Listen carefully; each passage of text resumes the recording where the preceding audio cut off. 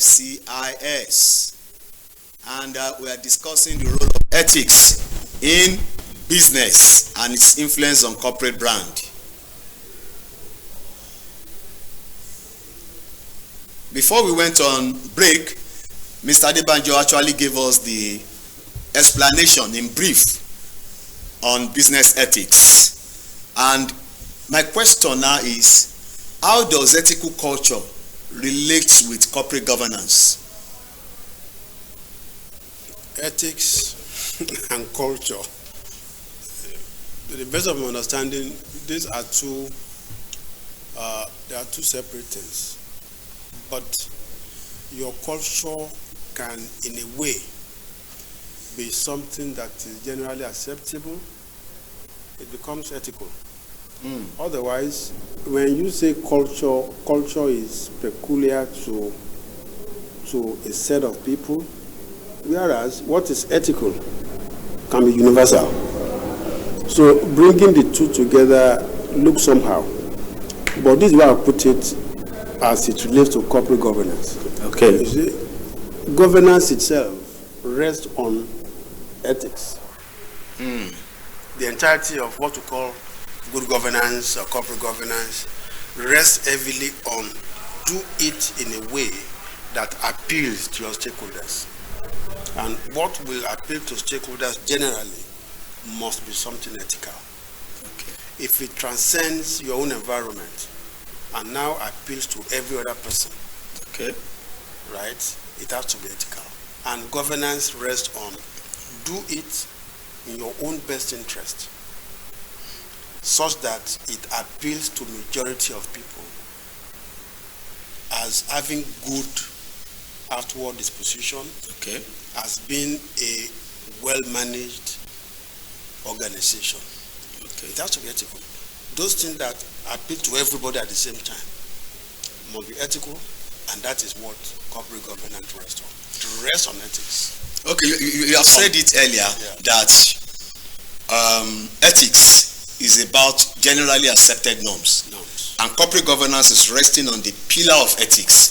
So ethics is so powerful that if you need to practice corporate governance, you need to be ethical. You must be constantly asking, what is ethical in this circumstance? Okay.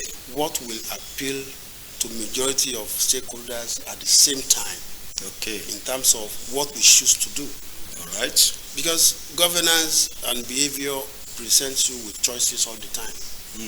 Being able to choose the one route or the one out of many options that will appeal to people and showcase you as a person of sound judgment, sound managerial etc skill, then we are talking of ethics and governance. And governance. They are interwoven. You can't separate them.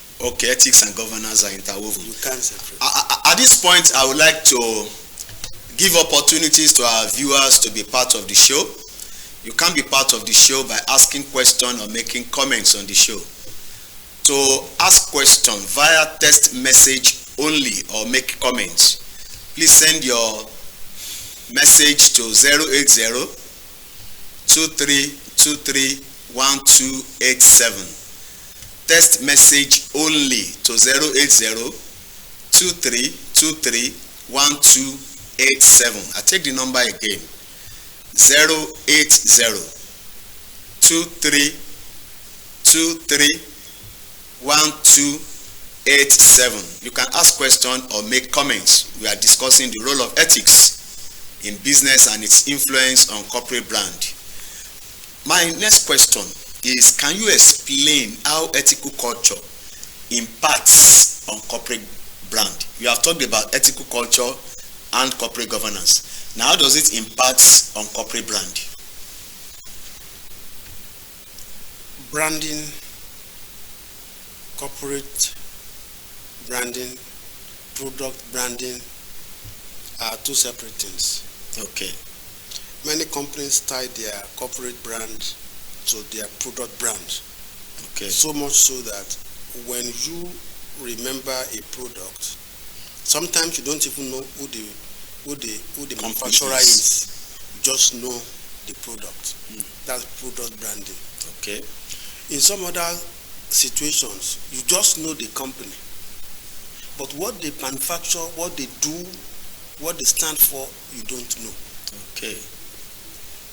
However, if you must promote corporate brand, you must promote it around certain behaviors, around certain beliefs about what you stand for. And each time people want to promote what they stand for, what they want to be known for, the reputation they want to build, so that people identify them with that image. As a company, they are promoting a corporate brand. Let me give you an instance. Okay. A company can say we value life. Okay, we value life. For instance. And anywhere you see that brand, anywhere you see them relating with outsiders, that word, that cliche, that statement, they leave it out. We value life. In their product, they value life.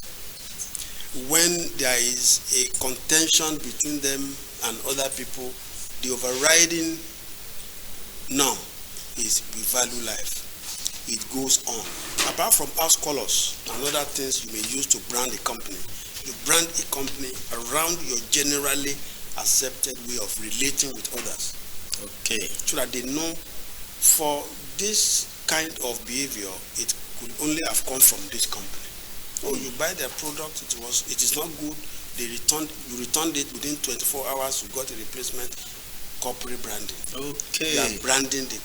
And you can't brand corporate without an element of inner integrity. That is where ethics come in. Yeah, inner power. Somebody manufactured this telephone, for instance. Okay. A company manufactured it. They will be deliberate about wanting to be known for something. Leave house color alone. It's part of it. That is the physical thing you can see. Yeah. But the soft cells around corporate branding is the belief of the managers that goes with what they do. Don't let our name be mentioned around this. We are building a corporate brand. And you can't do all of these things.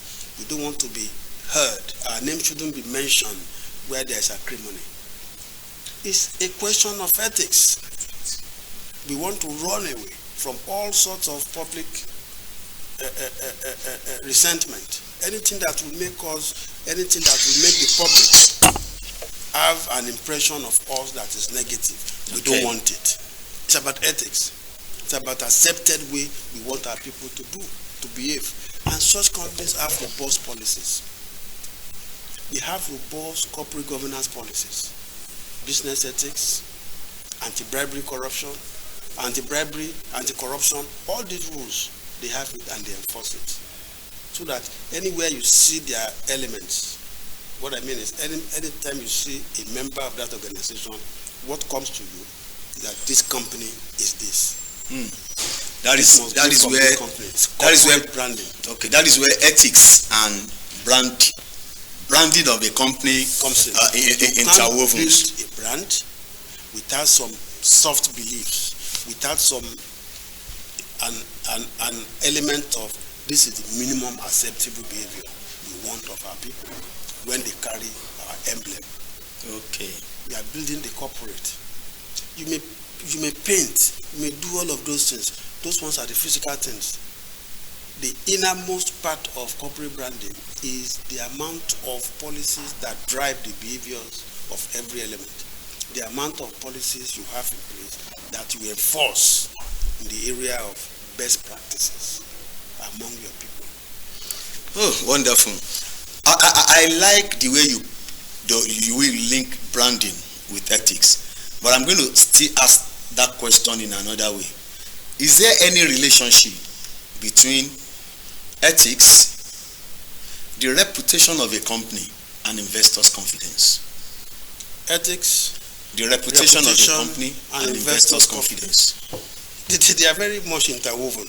Okay. You see, when you are of sound ethical behavior, people know it. And when people associate you with sound judgment, good choices per time, fairness, integrity, things that ordinarily should showcase a gentleman, for instance, it builds for you a reputation, good or bad, depending on the circumstance. But every company will choose a good reputation, and good reputation will derive from good conduct in every situation.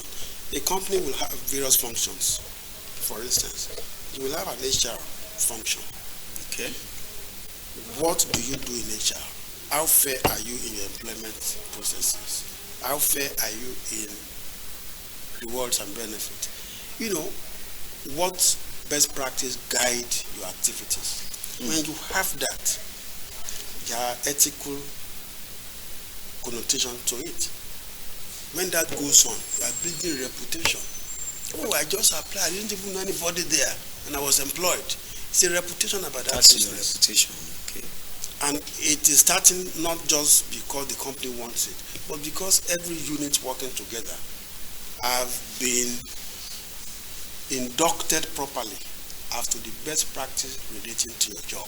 If I'm the company secretary, what is the best practice relating to my job? Are there non-conformities that the company have to pay for? Is regulator chasing us up and down to pay something? Do we go here and we say, oh, there are penalties, and shareholders complaining, all of our monies are going into penalty payment? That's also ethical. Trying not to filter company resources for lackadaisical attitude, for non-compliance. Now, reputation is built. Oh, that company, no, you won't find it in that list, on that list. Oh, there's a list of defaulters. Oh, you won't find them there. It's a reputation.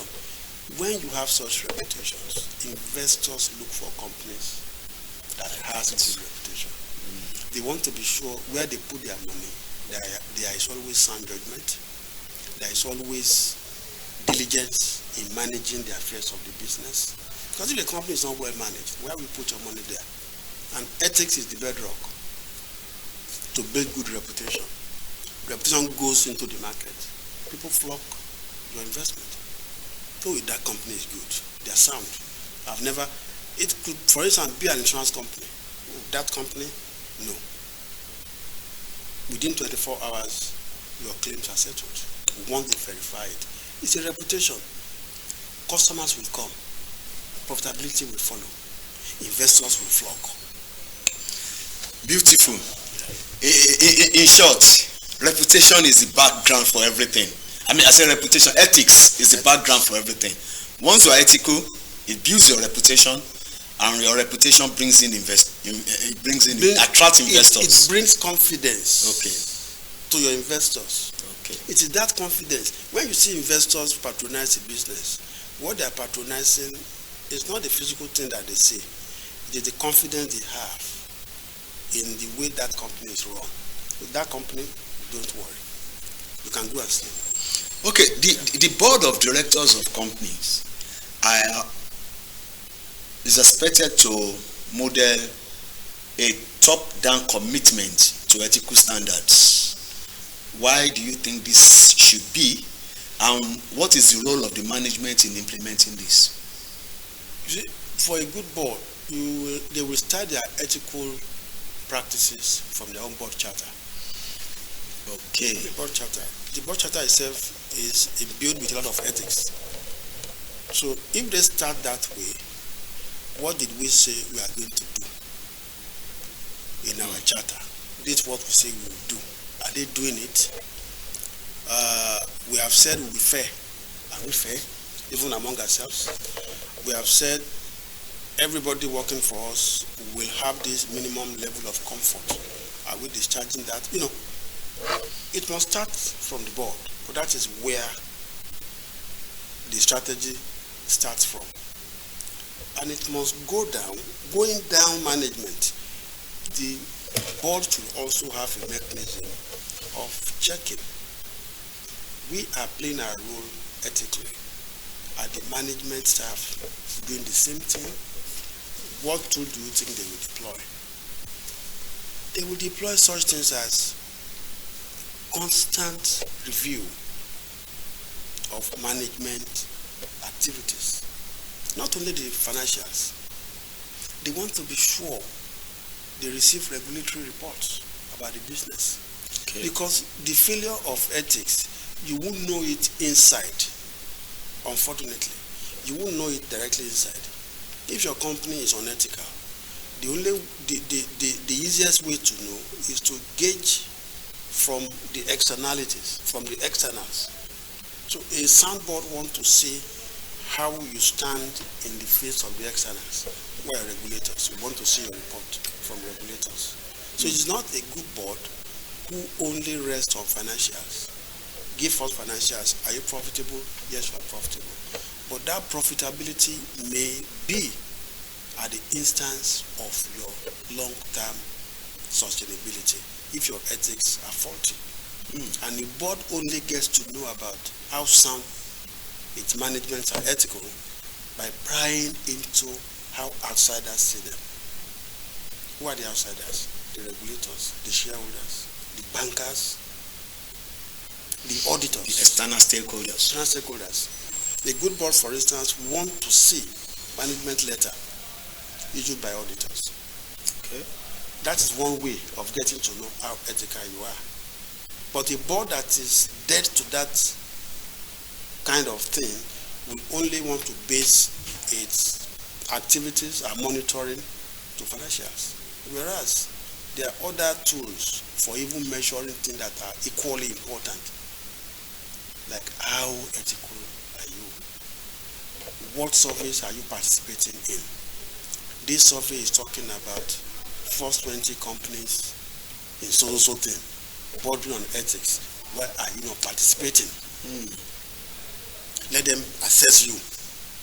So a board that wants to be sure that its management is living up to the ethical requirements should also be interested in all of these things.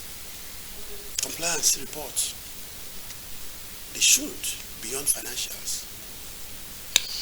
Yeah. Okay, if you are just joining us, it's Corporate Governance Platform, and we are discussing the role of ethics in business and its influence on corporate brand. I have here with me in the studio a distinguished fellow of ICSAN, Mr. YOMI ADEBANJO, FCIS, leading in the conversation. You can also be part of the conversation by asking questions or making comments. Send your question or comments to 080-2323-1287. You have the number on the screen of your set, 080-2323-1287. Ask questions or make comments on the role of ethics in business and influence on corporate brand. Now, you've been able to tell us the role of the board when it comes to ethical standard and why this role is important. But you have not told us how management should implement this commitment to ethical standard. First of all, the question is management being guided by some written policies? That must be in place. Do they have a function that guides and monitors compliance with ethics? Is the management aware of the various ethical requirements facing the business? They must, and they start from the office of the company secretary, to be able to open the eyes of management to these areas of ethical requirement that you are required to follow. So when that happens, it is not a matter, for instance, of internal audit through periodic reassurance that the management is doing what they ought to do. There will be a deliberate action to making sure what is to be done has been done. And that presupposes that you even know what is to be done. And there's somebody who should know what this particular company is required to do. The company secretary, the governance practitioner inside the house, who should know this particular organization is faced with these amount of regulation is faced with this amount of statutory compliance and dropping it on the table of responsible officers. This is how we're supposed to do this. And then an internal audit that also have all of these things in its hands, using it to ask questions from each party. You are supposed to do this. Have you done it? Show me proof. So internal control, a sound secretariat, first to show what needs to be done, and internal control, secondly, that is able to use that template to go around and say, you are required to do this. Have you done it? Especially if they have to do with ethics. And extended into integrity. You know, organizations that want to practice ethics must also be predictable. That the other time we were talking about corporate branding. Your corporate branding will rest on integrity as well. What is it? Is it possible to predict this person? The level of predictability of a person's character in different circumstances measures his or her integrity. And that goes on to corporate. This organization, can we predict what it will do? Can we predict whatever is happening to it? If this company comes out to say this, can we believe it? Is it predictable? If there's a scandal and somebody says Dr. Adeyemi was involved, this is his level of involvement, to the extent that I can say no, he is not, or I can say yes, that is what he will do. That's integrity. If it is not possible to predict in different circumstances what this person will do or say, or the way he will act, there's no integrity. It can be either good or bad, but we always associate integrity with soundness, with something good, with quality. So to that extent, to the extent that we can judge your conduct in a positive manner in every circumstance. If they say they are sharing money to people, and I can say, who and who got the money? Oh, Adeyemi was part of it. And I can say, no way. That man won't take bribe, no matter what. That's integrity. But if it's not possible to predict what you will do, it means you're neither here nor there. That's very clumsy. Third party cannot say on your behalf what you will do in the circumstance. Locked up with the woman in the house, for instance. Somebody will say, what do you think Adeyemi is doing with that woman? Somebody will say, Adeyemi, that I know? Nothing. Somebody else will say, I don't know. It's a measure of your integrity. Okay. That is it. So a company is to the extent that the stakeholders know what to expect. That company is building integrity. And you don't build integrity overnight. Over time, people must have associated you with something. Your corporate brand lies in there. Okay, and the management's involvement is highly needed. Is needed. Okay. They say, oh, that company is participating. Oh, we can, for sure, we know how they will come. Okay, let's talk about director. Are there consequences? If there are, what are the consequences if a director of a company misuse or use corporate information for its own personal benefits? You know, this you talk about integrity. Yeah. It's an integrity thing, it's an ethical thing. What are the consequences if a director uses corporate information for his personal benefits? Okay. Thank you. With integrity, you can predict that this board give them that information a year ahead, which is beneficial to them about the company. They won't take advantage. They have so much integrity. They won't touch it. Pay them beyond their sitting allowance. They will refund it the following day. If you can predict a board, a director to that extent, If you can predict a director to the extent that if you pay him higher than what he should ordinarily get, he will be the one to pick the phone and tell you, you overpaid me. Please send your account. Let me send it back to you. If you can predict a director to the extent that if you give him some benefits in kind, you give her or him a company's product which he or she asks for that I need, and told you I want to buy it too. And that man can say, if you won't send me account number, don't give me the product. If you can predict a person to the extent that this is what he will do, he won't take it unless you give him. People like that won't take information to a personal advantage. Because if they do, we now transcend ethics. We go into the realm of law. So you ask for the consequences. Yes. If there is no integrity, there is likelihood that directors will take advantage of information that they get. Okay. And if they do, for lack of integrity, okay, the consequences is statutory. Is found in the law that that's a breach of fiduciary duty. They will be held accountable. In some other cases, depending on the kind of advantage they take to themselves, it can be criminal as insider trading.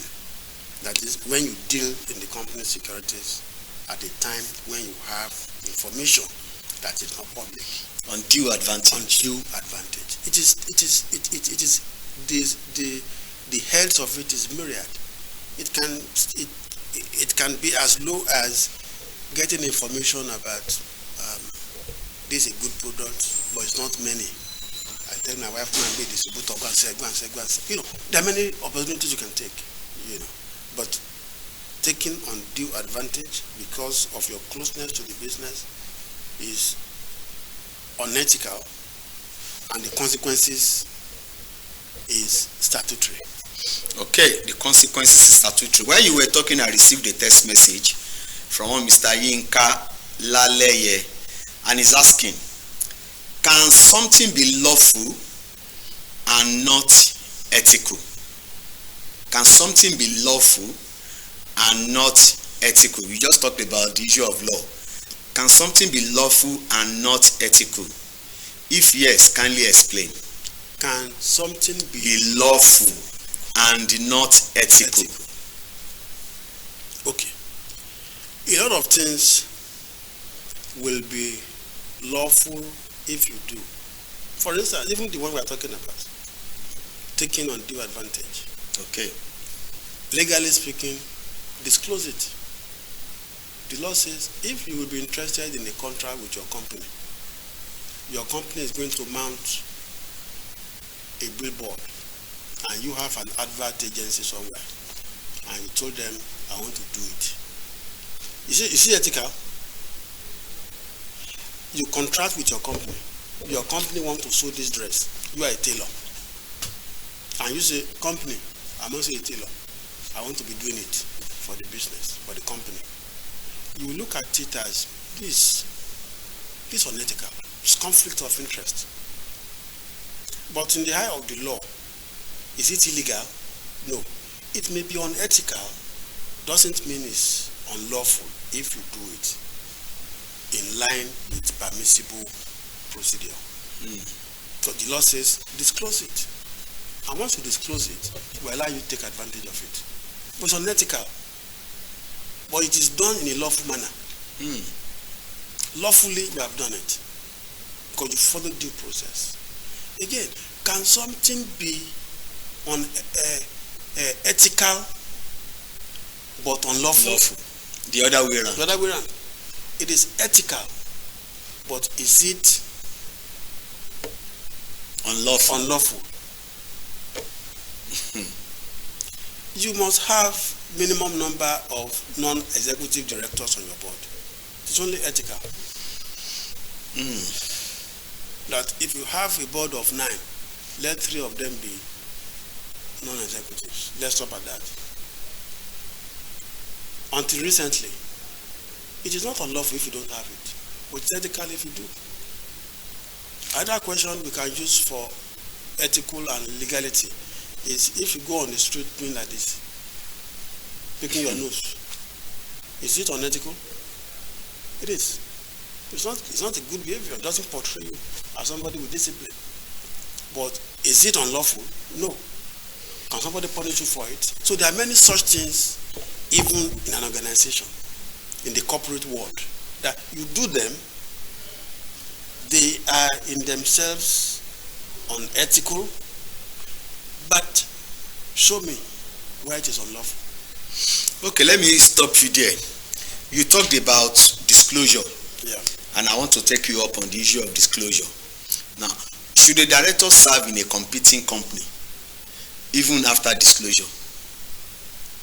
Now, the question comes again. Do you think it's ethical? I work for a shoe manufacturing company. They produce butter by choice. Another person works in another shoe company. And there's another company, Boots. They also produce shoe, footwears. And I tell my boss, I want to go and also be a director there. There's conflict of interest. If the law says what you need is to disclose. Wait now. It's unethical. You can't serve two masters without cheating one of them. But legally speaking, once you disclose and your board permits you to do so, even legally speaking, a director cannot be on more than 5 boards, and there must be consent of each board before you can go. So which means legally, we permit you to do so. Okay. But is it ethical? It's unethical. So if you want to combine morality and legality, you always will say legality over morality. Am I communicating? Yeah. The whole essence of ethics is subsisting in moral. What we generally think is the norm. We generally think or believe should be done. A director should be able to say, I've been hacked to be a director on this board. I want to resign from here. Let me go. I can't be here and be 100% with you. That is personal integrity. And people should be able to say, Mr. ADEBANJO, I know what you will do. We leave that place. That is integrity. Because you can be predicted in every circumstance. The outcome, you see, when they say of integrity of a chemical, it's because it remains the same. In certain circumstances. It doesn't change. It doesn't change. That's chemical for you. So the same thing just supposed for human being. They say that man, that woman, that lady, that's what it will do. Just like chemical. Its integrity in certain circumstances we can predict. Okay, for the sake of time, is there any relationship between ethics and social responsibility? Ethics and social responsibility. Is it good moral to give others what they need? And you have in abundance. I'm the one asking the question here. You know, CSR, however we put it, is about these other guys need it. That is one. They may not even have asked for it, but you know, to build amicable relationship, if you give out or you refrain from doing certain things, it will only bring friendship. For the effectiveness of Board of Directors, sustainability of business, importance of ethics and corporate brand, roles and responsibilities of Chartered Secretary, and for all that you need to know about the principles and practices of corporate governance. Join the conversation at Corporate Governance Platform, showing on MITV UHF 43 and channel 255 on DS.